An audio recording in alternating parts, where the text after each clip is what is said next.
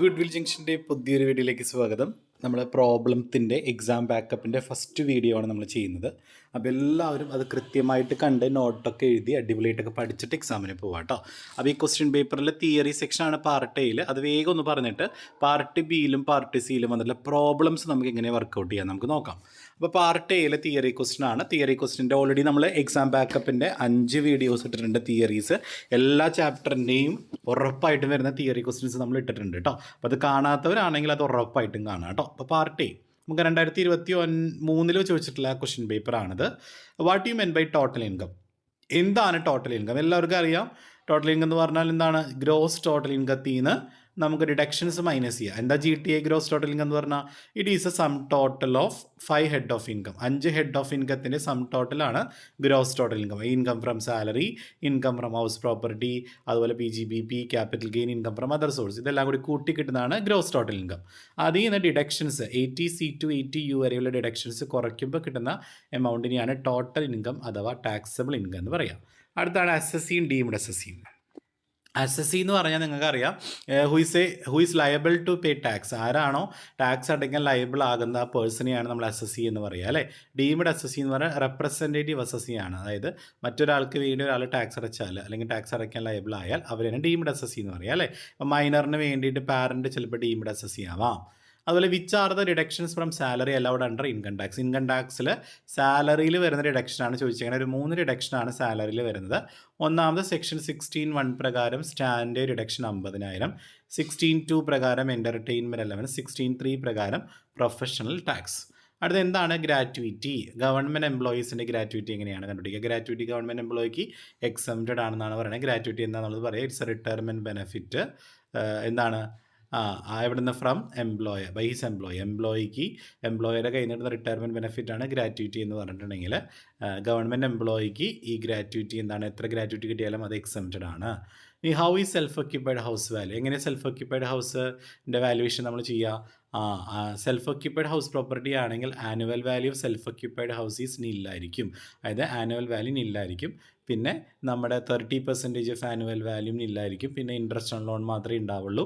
അപ്പോൾ self occupied house പ്രോപ്പർട്ടിയുടെ answer എപ്പോഴും ലോസ് ഫ്രം ഹൗസ് പ്രോപ്പർട്ടി ആയിരിക്കും കേട്ടോ. Explain the provision relating to additional depreciation on plant and machinery. Plant and മെഷീനറിയുടെ additional depreciation ആണ് ചോദിച്ചേക്കണേ. പുതിയതായിട്ട് ന്യൂ പ്ലാന്റോ ന്യൂ മെഷീനറിയോ പർച്ചേസ് ചെയ്താൽ നമ്മൾ അഡീഷണൽ ആയിട്ട്, അതായത് 180 ഡേയ്സിന് മുകളിൽ നമ്മൾ ആ അസറ്റ് ആ ഇയറിൽ ഉപയോഗിക്കുന്നുണ്ടെങ്കിൽ 20% അല്ലെങ്കിൽ 10% നമ്മൾ അഡീഷണൽ ഡിപ്രീസിയേഷൻ കണ്ടുപിടിക്കണം. ഇനി എന്താണ് cost of bonus share? Bonus ഷെയറിൻ്റെ കോസ്റ്റ് എപ്പോഴും എന്തായിരിക്കും? നില്ലായിരിക്കും. അതും ഒന്ന് എഴുതി വയ്ക്കുക. എന്താണ് LTCG? LTCG എന്ന് പറഞ്ഞാൽ ലോങ് ടേം ക്യാപിറ്റൽ ഗെയിൻ ആണ്. Any gain arising from the transfer of long term capital asset. ഇനി 4 situation which are not taxable. Gift കിട്ടുമ്പോൾ ടാക്സബിൾ അല്ലാത്ത ഗിഫ്റ്റുകൾ ഏതൊക്കെയാണെന്ന് ചോദിച്ചേക്കണേ. അപ്പോൾ നമുക്ക് വേണമെങ്കിൽ പറയാം ഗിഫ്റ്റ് ഫ്രം റിലേറ്റീവ്. അപ്പോൾ വേണമെങ്കിൽ ഗിഫ്റ്റ് ഫ്രം പാരൻറ്റ് പറയാം, ഗിഫ്റ്റ് ഫ്രം സ്പൗസ് പറയാം, അതുപോലെ gift received on occasion of marriage വേണമെങ്കിൽ പറയാം അല്ലേ. അപ്പോൾ ഇതൊക്കെയാണ് ടാക്സബിൾ അല്ലാത്ത ഗിഫ്റ്റുകൾ. How gross annual value house properties? എങ്ങനെയാണ് GAV കാൽക്കുലേറ്റ് ചെയ്യുക? MRV municipal rental value, fair rental value തമ്മിൽ കമ്പയർ ചെയ്ത് ഹയസ്റ്റ് എടുക്കുക. SRVയുമായി കമ്പയർ ചെയ്ത് ലോവസ്റ്റ്, ARVയുമായി കമ്പയർ ചെയ്ത് ഹയസ്റ്റ്. അതാണ് ഗ്രോസ് ആനുവൽ വാല്യൂ. ഈ give any 2 allowances which are fully exempted ആയിട്ടുള്ള ഏതെങ്കിലും 2 എലവൻസ് ചെയ്താണ് പറഞ്ഞേക്കണത്. അപ്പോൾ നമുക്ക് എലവൻസിൽ എക്സംഷൻ വരുന്ന എലവൻസ്, ഫോറിൻ എലവൻസ് നമുക്ക് വേണമെങ്കിൽ പറയാം, സാങ്ച്വറി എലവൻസ് വേണമെങ്കിൽ പറയാം, UNO എംപ്ലോയീസിന് കിട്ടുന്ന എലവൻസ് പറയാം. ഇതൊക്കെ ഫുള്ളി എക്സംപ്റ്റഡ് ആണ് കേട്ടോ. എന്താണ് block of asset? Block of asset is a group of asset comprising with same percentage of depreciation. എന്താണ് cost of acquisition? Cost of acquisition എന്ന് പറഞ്ഞാൽ അക്വിസിഷൻ കോസ്റ്റിനെയാണ്, അതായത് ഇപ്പോൾ അസറ്റ് നമ്മൾ വാങ്ങുന്ന കോസ്റ്റിനെയാണ് അക്വിസിഷൻ കോസ്റ്റ് എന്ന് പറയുക. ഇനി അടുത്ത നമ്മുടെ രണ്ടാമത്തെ ക്വസ്റ്റ്യൻ പേപ്പറിൽ വന്നിട്ടുള്ള ഈ പേജിൽ ഇപ്പോൾ 13 ക്വസ്റ്റ്യൻസ് ആണ് പാർട്ട് എയിൽ വന്നിട്ടുള്ളത്. നെക്സ്റ്റ് ക്വസ്റ്റ്യൻ നമുക്ക് നോക്കാം. പിന്നെ ചോദിച്ചാൽ HR എങ്ങനെ ടാക്സ്ഡ് ആവുക, അല്ലെങ്കിൽ HR കാൽക്കുലേഷൻ ആണ് ചോദിച്ചേക്കുന്നത്. അപ്പോൾ 3 കണ്ടീഷൻ എഴുതുക. HR എന്ന് പറഞ്ഞാൽ ഹൗസ് റെൻ്റ് അലവൻസ് ആണ്, അത് പാർട്ട്ലി ടാക്സബിൾ അലവൻസ് ആണ്. ആ 3 കണ്ടീഷൻ എഴുതുക. Rent paid minus 10% of salary, actual HR 50 or 40% of salary. ഇനി എന്താണ് ക്യാപിറ്റൽ അസറ്റ്? ക്യാപിറ്റൽ അസറ്റ് എന്ന് പറഞ്ഞിട്ടുണ്ടെങ്കിൽ ഏതൊരു അസറ്റും ക്യാപിറ്റൽ അസറ്റാണ്. അത് whether connected with business or profession അല്ലേ, ഓർ നോട്ട്. ബിസിനസ്സോ പ്രൊഫഷനുമായി ബന്ധപ്പെട്ടതോ അല്ലാതെയോ ആയിട്ടുള്ള എല്ലാ അസറ്റും നമുക്ക് ക്യാപിറ്റൽ അസറ്റായിട്ട് നമുക്ക് വേണമെങ്കിൽ ട്രീറ്റ് ചെയ്യാം. എന്താണ് ആക്സിലറേറ്റഡ് അസസ്മെൻറ്റ്? അസസ്മെൻറ്റ് ക്ലാസിഫിക്കേഷനിൽ വരുന്നതാണ്. അതുപോലെ തന്നെ which are the incomes from house property exempt from tax, അതായത് ഏതാണ് ഫാം ഹൗസ് എന്നൊക്കെ പറഞ്ഞ് നമ്മൾ അതിനകത്ത് ഞാൻ ആ തിയറിയിൽ ഇട്ടിട്ടുണ്ട്. ഇൻകം ഫ്രം ഹൗസ് പ്രോപ്പർട്ടിയുടെ എക്സാം ബാക്കപ്പിൻ്റെ വീഡിയോ കണ്ടാൽ നിങ്ങൾക്ക് അതിന് ആൻസർ കിട്ടും കേട്ടോ. 18ാമത്തെ ക്വസ്റ്റ്യൻ നമുക്ക് എങ്ങനെ ചെയ്യാം, നമുക്ക് പ്രോബ്ലം സെക്ഷനിലേക്ക് നമുക്ക് പോകാം. 18ാമത്തെ ക്വസ്റ്റ്യൻ ശ്രദ്ധിക്കുക. Shri Ramesh who was born and brought up in India, അതായത് ശ്രീ രമേഷ് ജനിച്ചതും വളർന്നൊക്കെ ഇവിടെ ഇന്ത്യയിലാണ്. Went for further studies to UK on 1 March 2020, അതായത് അദ്ദേഹത്തിൻ്റെ ഫർദർ സ്റ്റഡീസിന് വേണ്ടി UK പോയി എന്നാണ് 2020 March 1 and came back to India, എന്നിട്ട് തിരിച്ച് ഇന്ത്യയിലേക്ക് വന്നു. എന്നാണ് വന്നത് 1 October 2021 early in the morning. Find out his residential status for the current assessment 2022-23. അപ്പോൾ ഈ ക്വസ്റ്റിൽ 22-23 ആണ് കിടക്കണം. നിങ്ങളുടെ ക്വസ്റ്റ്യൻ പേപ്പറിൽ അത് 24-25 ആയിരിക്കും വരിക കേട്ടോ, അസസ്മെൻറ്റ് ഇയർ. അപ്പോൾ നമുക്കിത് എങ്ങനെ ചെയ്യാൻ നോക്കാം. നിങ്ങൾക്ക് എങ്ങനെ ക്വസ്റ്റ്യൻ വന്നാലും നിങ്ങൾ ആദ്യം ക്വസ്റ്റ്യനിൽ പ്രീവിയസ് ഇയർ എടുത്ത് എഴുതുക. പ്രീവിയസ് ഇയറിൽ എത്ര ദിവസം ഇന്ത്യയിൽ ഉണ്ടെന്നാണ് നമുക്ക് അറിയേണ്ടത്. അപ്പോൾ നമുക്ക് അതിലേക്ക് നമുക്ക് ആദ്യം പോകാം. അപ്പോൾ പ്രീവിയസ് ഇയർ നമുക്ക് 2021-22 ആണല്ലോ. അത് 2021 ഏപ്രിൽ 1 മുതൽ 2022 മാർച്ച് 31 വരെ. അപ്പോൾ അദ്ദേഹം ജനിച്ചതും വളർന്നതും ഇന്ത്യയിലാണ്. അത് 2020 അദ്ദേഹം എങ്ങോട്ട് പോയി, UK പോയിട്ട് പിന്നെ വന്നത് 2021 ഒക്ടോബർ 1 അല്ലേ. നമുക്ക് 2021 ഏപ്രിൽ മുതൽ 2022 മാർച്ച് 31 വരെയുള്ള നമ്മുടെ പ്രീവിയസ് ഇയർ. അതിൻ്റെ ഇടയിൽ എത്ര ദിവസം ഇന്ത്യയിലുണ്ട് നമുക്കറിയണം. അപ്പോൾ ഏപ്രിൽ അദ്ദേഹം ഇല്ല, കാരണം 2020 പോയിട്ട് പിന്നെ വന്നേക്കണത് എന്നാ 2021 ഒക്ടോബർ 1. അപ്പോൾ 2021 ഏപ്രിൽ അയാൾ ഇന്ത്യയിലില്ല, ഏപ്രിലും ഇല്ല, മെയ്യിലും ഇല്ല, ജൂണിലും ഇല്ല, ജൂലൈയിലും ഇല്ല, അങ്ങനെ ഒക്ടോബർ വരെ അയാൾ ഇല്ല. ഒക്ടോബർ 1 ആൾ വന്നു, ഏർലി മോർണിംഗിന് വന്നു. അപ്പോൾ ഒക്ടോബർ തൊട്ട് പിന്നെ ആ വർഷം നമ്മുടെ ഇന്ത്യയിലുണ്ട്. അപ്പോൾ ഒക്ടോബർ 1 വരിക എന്ന് പറഞ്ഞാൽ ഒക്ടോബർ മാസത്തിൽ മൊത്തം 31 ദിവസം ഉണ്ട് ഇന്ത്യയിൽ. നവംബറിൽ 30 ദിവസം, ഡിസംബറിലുണ്ട്, ജനുവരിയിലുണ്ട്, ഫെബ്രുവരിയിലുണ്ട്, മാർച്ചിലുണ്ട്. പിന്നെ ആൾ തിരിച്ചു പോയ കഥയൊന്നും പറഞ്ഞിട്ടില്ല. അതിനർത്ഥം ആൾ ഇന്ത്യയിൽ തന്നെ ഉണ്ടെന്നാണ് അർത്ഥം. അപ്പോൾ ടോട്ടൽ ചെയ്യുമ്പോൾ നമുക്കൊരു 182 ദിവസം കിട്ടും. നമുക്കറിയാം പ്രീവിയസ് ഇയറിൽ 182 ദിവസമോ അതിൽ കൂടുതൽ ഇന്ത്യയിൽ ഉണ്ടായാൽ മതിയില്ലേ. അപ്പോൾ 182 ദിവസം കൃത്യം നമുക്ക് 182 ദിവസം കിട്ടിയിട്ട് അപ്പോൾ നമുക്ക് എന്ത് പറയാം, Ramesh satisfy the first basic condition എന്ന് പറയാം. അപ്പോൾ ആ കണ്ടീഷൻ എന്നിട്ട് എന്താണെന്ന് എഴുതണം കേട്ടോ. നിങ്ങൾ എന്നാലും മാർക്ക് കിട്ടുള്ളൂ. കണ്ടീഷൻ എഴുതുക. എന്നിട്ട് 2 അഡീഷണൽ കണ്ടീഷനും ആൾ ഫുൾഫിൽ ചെയ്യും. കാരണം എന്താ, ആൾ ജനിച്ചത് വളർന്നൊക്കെ ഇന്ത്യയിലാണ്. ആദ്യമായിട്ടാണ് ആൾ 2020 UK പോയത് അല്ലേ. അപ്പോൾ അതുവരെ എന്തായാലും ഇന്ത്യയിൽ നിന്നിട്ട് പോയിട്ടുണ്ടാവും. അപ്പോൾ 2 അഡീഷണൽ കണ്ടീഷനുമാർ എന്ത് ചെയ്യുന്നുണ്ട്, ഫുൾഫിൽ ചെയ്യുന്നുണ്ട്. അപ്പോൾ ആ 2 അഡീഷണൽ കണ്ടീഷനും ഒന്ന് മെൻഷൻ ചെയ്യണം കേട്ടോ. അപ്പോൾ ഒരു ബേസിക് കണ്ടീഷനും 2 അഡീഷണൽ കണ്ടീഷനും ഒരാൾ ഓക്കെ ആണെങ്കിൽ അയാൾ ആരാ, ഓർഡിനറി റെസിഡൻ്റ് ആണ്. സോ ഹീസ് റെസിഡൻറ്റ് അല്ലെങ്കിൽ ഓർഡിനറിലി റെസിഡൻറ്റ് എന്ന് പറഞ്ഞ് എഴുതാം കേട്ടോ. ഇത്രയേ ഉള്ളൂ, സിമ്പിളാണ്. ഈ ഒരു പ്രൊസീജിയറിൽ നിങ്ങൾക്ക് ഏത് പ്രോബ്ലം വേണമെങ്കിലും വർക്കൗട്ട് ചെയ്യാം കേട്ടോ. അടുത്ത നമ്മുടെ ക്വസ്റ്റ്യൻ ഇതാണ്. Compute the annual value of the house in the following cases. താഴെ പറയുന്ന കേസിലെ ആനുവൽ വാല്യൂ വർക്കൗട്ട് ചെയ്യാനാണ് പറഞ്ഞേക്കണേ.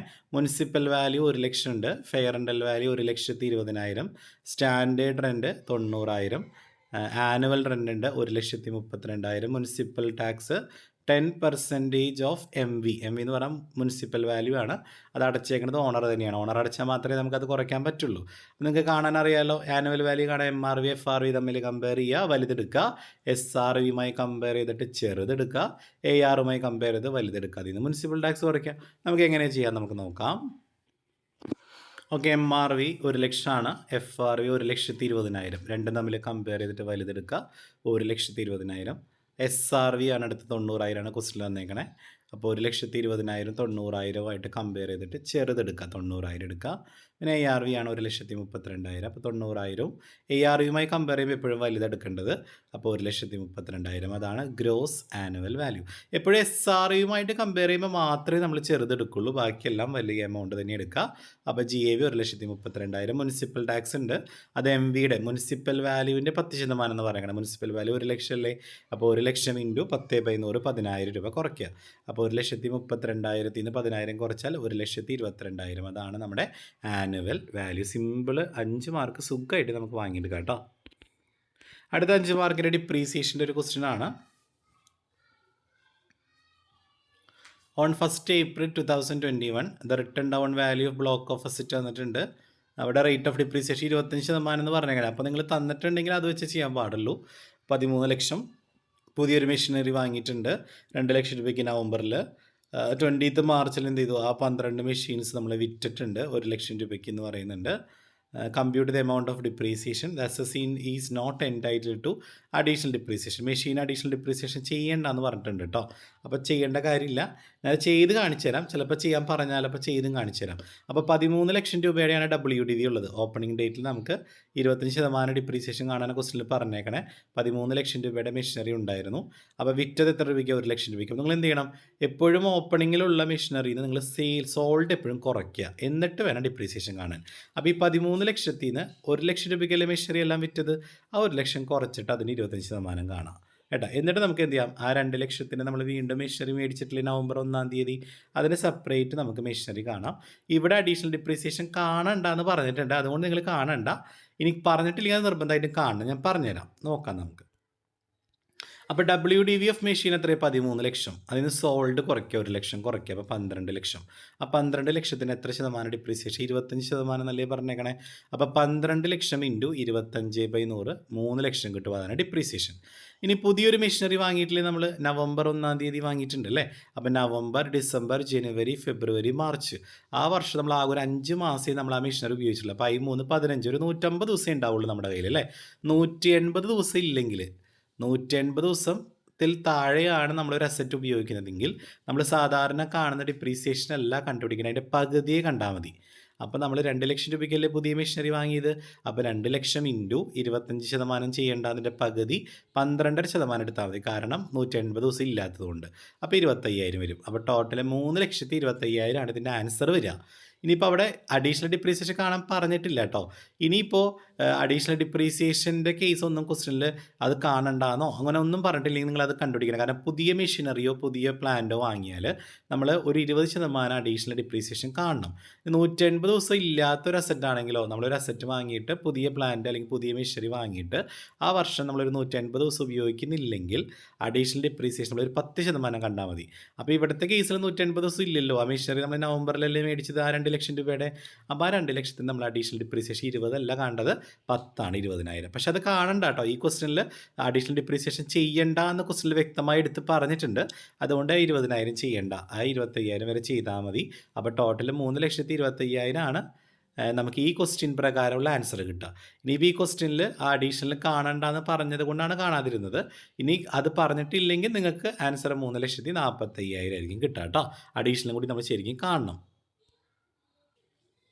ഇനി 21ാമത്തെ ക്വസ്റ്റ്യനാണ്. അത് ഞാൻ ചെയ്യുന്നില്ല, കാരണം നമുക്ക് അത് ക്യാപിറ്റൽ ഗെയിനിൽ നിന്നാണ്. നമുക്ക് ഇങ്ങനൊരു ക്വസ്റ്റ്യൻ ഒരിക്കലും ഇനി വരില്ല. കാരണം ക്യാപിറ്റൽ ഗെയിനിൽ എപ്പോഴും CII മാറിക്കൊണ്ടിരിക്കും, കോസ്റ്റ് ഇൻഫ്ലേഷൻ ഇൻഡെക്സ് മാറിക്കൊണ്ടിരിക്കും. നിങ്ങൾക്ക് തരാൻ പോകുന്ന ക്വസ്റ്റ്യൻ പേപ്പറിൽ CII 2023-24 ഇരിക്കും. അപ്പോൾ പുതിയ ലേറ്റസ്റ്റ് CII വെച്ചുള്ള പ്രോബ്ലംസ് വേണം നിങ്ങൾ വർക്കൗട്ട് ചെയ്ത് പഠിക്കാനായിട്ട്. പുതിയ ടെക്സ്റ്റ് ബുക്കിലെ പ്രോബ്ലംസ് വർക്കൗട്ട് ചെയ്ത് പഠിക്കുക കേട്ടോ. അടുത്ത നമ്മുടെ പെൻഷൻ്റെ ക്വസ്റ്റ്യൻ ആണ്. Mr Selvan retired from service on 31st December 2021. His pension was fixed at 6,000 per month. He commutes half of his pension, half എന്ന് പറഞ്ഞാൽ 1/2 ആണ്. Pension received 2,70,000. Compute the taxable amount of commuted pension if he is a private employee who get gratuity. അതായത് നമുക്ക് commuted pension തന്നാൽ ആദ്യം നമ്മൾ normal പെൻഷനാണ് കണ്ടുപിടിക്കേണ്ടത്. Normal എങ്ങനെ കാണാം? നമ്മൾ റിസീവ് ചെയ്തിട്ടുള്ള പെൻഷൻ ഇൻറ്റു നമ്മുടെ ഷെയർ റെസിപ്രോക്കൽ ഇടാം. ഇത് ഹാഫ് ഓഫ് ഹിസ് പെൻഷൻ എന്നല്ലേ പറഞ്ഞാൽ അവൻ്റെ പകുതി പെൻഷൻ, പകുതി എന്ന് പറയുമ്പോൾ 1/2 പോർഷൻ. 1/2 പോർഷനാണ് 2,70,000. അപ്പോൾ നോർമൽ പെൻഷൻ ആണെങ്കിൽ ആ 1/2 എന്നുള്ളത് തിരിച്ചിടുക. അപ്പോൾ 2/1 ആവും. അപ്പോൾ 2,70,000 ഇൻറ്റു 2/1 ചെയ്യുക. അപ്പോൾ 5,40,000 കിട്ടും. എന്നിട്ട് നമുക്ക് അതിൽ നിന്ന് എക്സംപ്റ്റഡ് പെൻഷൻ കാണണം. ഇയാൾക്ക് ഗ്രാറ്റുവിറ്റി കിട്ടുന്ന ആളാണ്. ഗ്രാറ്റുവിറ്റി കിട്ടുന്ന ആളാണെങ്കിൽ 1/3 ഭാഗമാണ് എക്സംഷൻ. ഗ്രാറ്റുവിറ്റി കിട്ടാത്ത ആളാണെങ്കിൽ 1/2 ഭാഗമാണ് എക്സംഷൻ. ഓക്കെ, അപ്പോൾ നമുക്ക് എങ്ങനെ ചെയ്യാം നമുക്ക് നോക്കാം. ആദ്യം നമ്മൾ നോർമൽ പെൻഷൻ കാണാം. 2,70,000 ഇൻറ്റു 1/2 പോർഷൻ റിസീവ് ചെയ്തെന്നല്ലേ പറഞ്ഞാൽ, അപ്പോൾ തിരിച്ചിടുക. 1/2 തിരിച്ചുമ്പോൾ 2/1 വരും. അപ്പോൾ നമുക്ക് 5,40,000 നോർമൽ പെൻഷൻ കിട്ടി. ഇനി ഇയാൾ ഗ്രാറ്റുവിറ്റി കിട്ടുന്ന ആളായതുകൊണ്ട് 1/3 ചെയ്യുക. ഇനി ഗ്രാറ്റുവിറ്റി കിട്ടാത്ത ആളാണെങ്കിൽ അവിടെ 1/3 പകരം 1/2 ചെയ്യേണ്ടത് കേട്ടോ.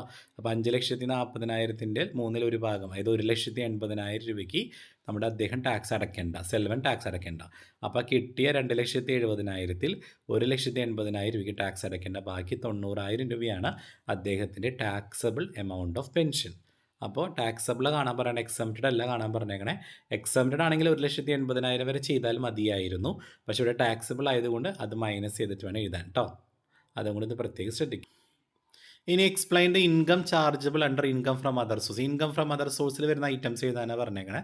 നമുക്ക് റിസീവ്ഡ് ഫ്രം ലോട്ടറി എഴുതാം, received from horse race, royalty income, directors fees, honorarium from secretary, അങ്ങനെക്കുറിച്ചൊരു ബ്രീഫായിട്ടൊന്ന് എക്സ്പ്ലെയിൻ ചെയ്ത് 5 മാർക്ക് സുഖമായിട്ട് വാങ്ങിയെടുക്കാം കേട്ടോ. അടുത്ത എസ് എ ക്വസ്റ്റിനോട്ട് പോവുകയാണെങ്കിൽ 24ാമത്തെ ക്വസ്റ്റ്യൻ നമ്മുടെ എസ് എ പ്രോബ്ലം, സാലറിയുടെ പ്രോബ്ലമാണ്. അത് നമുക്ക് തന്നെ ചെയ്യാവുന്നേ ഉള്ളൂ. 25ാമത്തെ ക്വസ്റ്റ്യനാണ് മക്കളെ. എന്ത് അടിപൊളി ക്വസ്റ്റ്യനാണ് നോക്കി, ഒന്നും ചെയ്യാനില്ല അതിനകത്ത്. Municipal value 2 lakh, fair rental value 1,80,000, standard rent 2,50,000, actual rent 30,000, municipal tax owner അടച്ചത് 15,000, വാടകക്കാരൻ അടച്ചത് 15,000. ഇനി ബിൽഡിംഗ് 2 മാസം വേക്കൻ്റ് ആയിരുന്നു, അൺറിയലൈസ്ഡ് റെൻറ്റ് 30,000. കാണാൻ പറഞ്ഞാൽ വെറും ആനുവൽ വാല്യൂ മാത്രം. എങ്ങനെ കാണാൻ നമുക്ക് നോക്കാം. ആകെ ഇത്രേ ആൻസർ ഉള്ളൂ. 10 മാർക്ക് സുഖമായിട്ട് എടുക്കാം. MRV 2 ലക്ഷം, FRV 1,80,000. രണ്ടും തമ്മിൽ കമ്പയർ ചെയ്യുക. അപ്പോൾ വലുത് നമുക്ക് 2 ലക്ഷം എന്ന് കിട്ടും. ഇനി SRV 2.5 ലക്ഷമാണ്. അപ്പോൾ നമ്മൾ SRVയുമായിട്ട് എപ്പോഴും കമ്പയർ ചെയ്യുമ്പോൾ ചെറുതല്ലേ എടുക്കുക. അപ്പോൾ 2 ലക്ഷം. ARV 30,000 മാസ വാടക, 2 മാസം വേക്കൻ്റ് ആയിരുന്നു എന്ന് പറയുന്നുണ്ട്. അപ്പോൾ നമ്മൾ 30,000 × 10 എടുത്താൽ മതി, 12 എടുക്കണ്ട. അപ്പോൾ 3 ലക്ഷം. വലുത് 3 ലക്ഷം തന്നെയാണ്. അതുകൊണ്ട് നമുക്ക് കൺഫ്യൂഷൻ ഒന്നുമില്ല. ഗ്രോസ് ആനുവൽ വാല്യൂ 3 ലക്ഷം എന്ന് കിട്ടിയിട്ടുണ്ട്. ഇനി മുനിസിപ്പൽ ടാക്സ് 15,000 രൂപ ഓണർ അടച്ചതും 15,000 രൂപ വാടകക്കാരൻ അടച്ചതാണ്. നമ്മളെപ്പോഴും ഓണർ അടച്ചത് മാത്രമേ കുറയ്ക്കാൻ പാടുള്ളൂ. വാടകക്കാരൻ അടച്ചതിൻ്റെ ബെനിഫിറ്റ് നമുക്ക് കിട്ടില്ല. അപ്പോൾ 15,000 മാത്രം കുറയ്ക്കുക. പിന്നെ അൺറിയലൈസ്ഡ് നേരിട്ട് 30,000 തന്നിട്ടുണ്ട്, അതും കൂടി കുറയ്ക്കുക. ആ കിട്ടുന്ന ആൻസറാണ്. Net annual value 2,55,000. ഇത്ര എഴുതി കഴിഞ്ഞാൽ 10 മാർക്ക് സുഖമായിട്ട് വാങ്ങിയെടുക്കുക കേട്ടോ. അപ്പോൾ എല്ലാവരും ഹൗസ് പ്രോപ്പർട്ടിയൊക്കെ നന്നായിട്ട് പഠിച്ചിട്ട് പോവാം കേട്ടോ. അടുത്ത 10 മാർക്കിൻ്റെ നമ്മുടെ ക്യാപിറ്റൽ ഗെയിനിൽ നിന്നാണ്. ഞാൻ നേരത്തെ പറഞ്ഞ പോലെ ക്യാപിറ്റൽ ഗെയിൻ്റെ പ്രോബ്ലം നമുക്ക് വർക്കൗട്ട് ചെയ്തിട്ട് കാര്യമില്ല, കാരണം CII മാറിയ കാരണം കേട്ടോ. അപ്പോൾ ലേറ്റസ്റ്റ് കോസ്റ്റ് ഇൻഫ്ലേഷൻ ഇൻഡെക്സ് വെച്ച് തന്നെ പഠിക്കുക കേട്ടോ. അടുത്ത 27ാമത്തെ explain in 10 income exempt from tax. ടാക്സിൽ നിന്നും എക്സംപ്റ്റഡ് ആയിട്ടുള്ള ഒരു 10 ഇൻകംസ് നിങ്ങൾ മക്കളെ പഠിച്ചിട്ട് തന്നെ പോവുക. ചിലപ്പോൾ 5 മാർക്കിൽ ചോദിക്കാം, ചിലപ്പോൾ 10 മാർക്കിൽ ചോദിക്കാം. ഇവിടെ 10 മാർക്കിനായതുകൊണ്ട് എക്സ്പ്ലെയിൻ ചെയ്യണം. എക്സ്പ്ലെയിൻ എന്ന് പറഞ്ഞാൽ ഒരു ഇൻകത്തിനെ കുറിച്ച് ഒരുപാട് വലിച്ചു വാരി എഴുതൊന്നും വേണ്ട. ഒരു ഇൻകത്തിനെ കുറിച്ച് ഒന്ന് ബ്രീഫായിട്ട് ഒരു സെൻറ്റൻസിലോ 2 സെൻറ്റൻസിലോ എക്സ്പ്ലെയിൻ ചെയ്താൽ ഫുൾ മാർക്ക് നമുക്ക് വാങ്ങിയെടുക്കാം. അപ്പോൾ ആദ്യം നിങ്ങൾ എന്ത് ചെയ്യുക, 10 ഇൻകംസ് ലിസ്റ്റ് ഔട്ട് ചെയ്യുക. എന്നിട്ട് 10 ഇൻകംസ് ജസ്റ്റ് ഹെഡിങ് കൊടുത്തിട്ട് ഒന്ന് ബ്രീഫായിട്ട് എക്സ്പ്ലെയിൻ ചെയ്താൽ സുഖസുന്ദരമായിട്ട് നമുക്ക് 10 മാർക്ക് വാങ്ങിയെടുക്കാം കേട്ടോ. അപ്പോൾ നമ്മുടെ എക്സാം ബാക്കപ്പിൻ്റെ ഫസ്റ്റ് വീഡിയോ ആണ്. അതെല്ലാവരും അടിപൊളിയായിട്ട് കണ്ട് ഇതുപോലെയൊക്കെ വർക്കൗട്ട് ചെയ്തൊക്കെ പഠിച്ചിട്ട് പോവുക. അടുത്ത വീഡിയോ ഞാൻ ഉടനെ എന്തായാലും അപ്ലോഡ് ചെയ്യാം കേട്ടോ. Okay, thank